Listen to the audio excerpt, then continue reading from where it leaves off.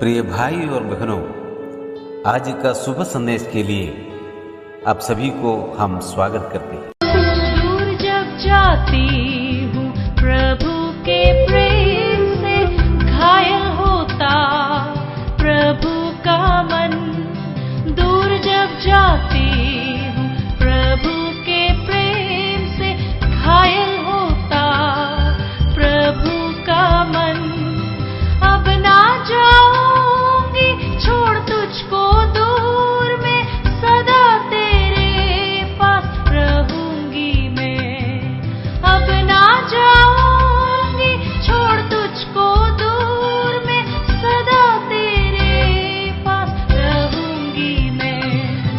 आभारी हूँ सिर में झुकाऊं, जीवन अर्पण में करती हूँ। अमूल्य भेंट इससे अभी क्या, संपूर्ण जीवन मैं सौंपती हूँ। संपूर्ण जीवन मैं सौंपती हूँ। आज का संदेश परमेश्वर के दास एन रघु सूरज से बांटा जाएगा। प्रार्थना के साथ सुनिए।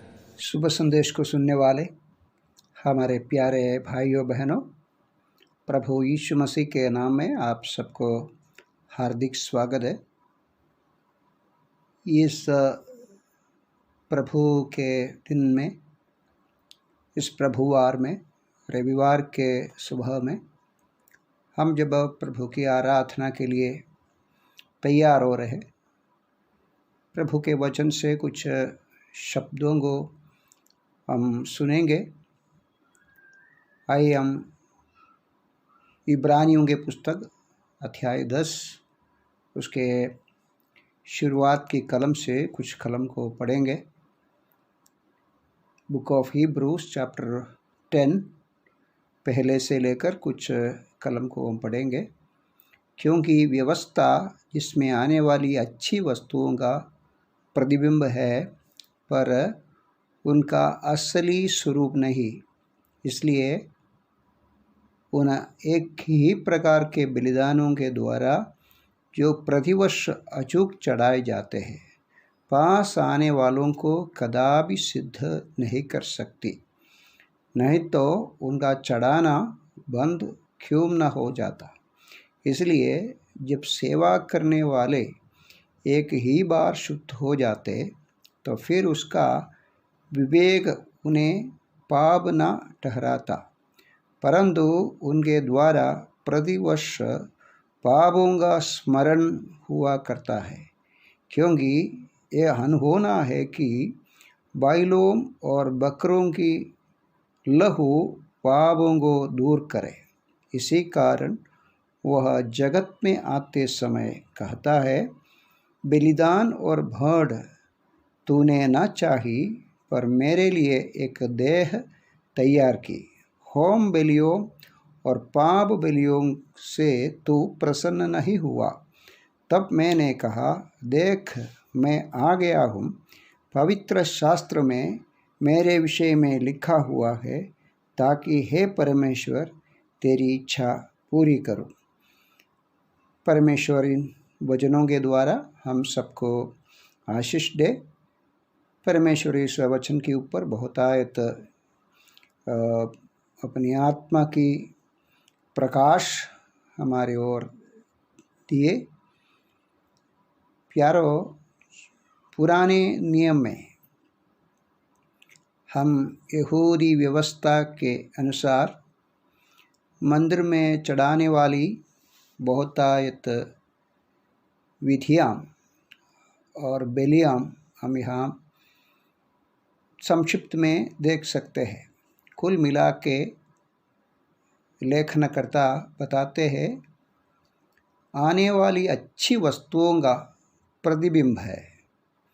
जो कुछ पुरानी नियम में व्यवस्था के अनुसार लेवी कुलों पवित्र मंदिर में किया गया, सब केवल आने वाली अच्छी वस्तुओं का प्रतिबिंब है, केवल एक छाया है। ये छाव में हम रहकर वास्तव में जो अच्छी वस्तु क्या है और हम उसको देखना चाहिए। यहाँ हम पढ़ते हैं बार बार चढ़ाए जाते हैं बलिदानों को, लेकिन लेखनकर्ता बताते हैं सिद्ध नहीं होता, कदापि सिद्ध नहीं होता। बार बार चढ़ाते हैं लेकिन पूरा नहीं होता। पूर्ण अंधकरण में, विवेक में पाप की स्मरण बारंबार आते हैं, इतनी बार आते उतनी बार चढ़ाते हैं, फिर भी पाप की पूरी तरह शुद्धि नहीं होता। इसलिए परमेश्वर की आत्मा हमारे सामने हिब्रू के पुस्तक में प्रभु यीशु मसीह की श्रेष्ठता को बताते हैं। वो एक श्रेष्ठ बलिदान है।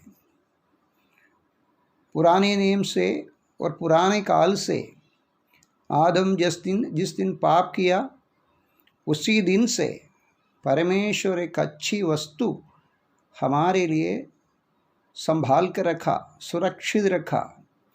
यह हमारा प्रभु यीशु है और इसकी वजह से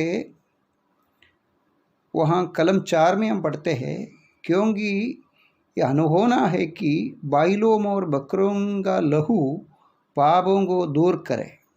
प्यारो, पापों को दूर करने के लिए, पापों से हमको मिटाने के लिए बैलों को, बकरों का, पशु पक्षियों का लहू और उसके राख पूरा नहीं करता। हमारे विवेक में पापों की पूरी तरह शुद्धि नहीं आता और इसलिए वहाँ 5वीं कलम में लिखा है, इसी कारण वह जगत में आते समय कहता है, बलिदान और भेंट तूने ना चाही, पर मेरे लिए एक देह तैयार की। बहुत सुंदर एक कलम है। परमेश्वर के पुत्र के विषयों में इधर उल्लेख किया है। यहाँ ऐसा लिखा है, परमेश्वर ने बलिदान और भेंट न चाही, पर मेरे लिए एक देह तैयार की। यह बहुत गहराई में सोचने की बात है। इंग्लिश में ऐसा लिखा है, sacrifices and offerings you have not decide, but a body have you prepared for me. ये किन की बात है? परमेश्वर कहते हैं ये होम बलि या पाप बलि और भेंट परमेश्वर नहीं चाहता। परमेश्वर चाहते हैं वो तैयार किया देह है, वो चाहते हैं। वो किसका देह है? ये अनादिकाल से परमेश्वर ने अपने पुत्र के लिए और अपने पुत्र में देखा ये शरीर है। होम बलियों और पाप बलियों से तू प्रसन्न नहीं हुआ, तो प्यारो ये है जो आने वाली अच्छी वस्तु। यह हमारा प्रभु है। आज सुबह हम जब आराधना करते हैं, वो आने वाली अच्छी वस्तु, अच्छा व्यक्ति और उस बलिदान हमारे लिए तैयार किया प्रभु अपने शरीर। हम जब रोटी से भाग ले रहे, हम जब द्राक्ष रस से भाग ले रहे, दो कार्य हमारे विवेक में आते हैं। मेरा पापों की क्षमा मसीह के द्वारा हुआ, उसके शरीर मेरे लिए दिया गया, एक शरीर तैयार किया है। और हम ऐसे पढ़ते हैं 7वीं कलम में, तब मैंने कहा, देख मैं आ गया हूँ, पवित्र शास्त्र में मेरे विषय में लिखा हुआ है, ताकि हे परमेश्वर तेरी इच्छा पूरी करो।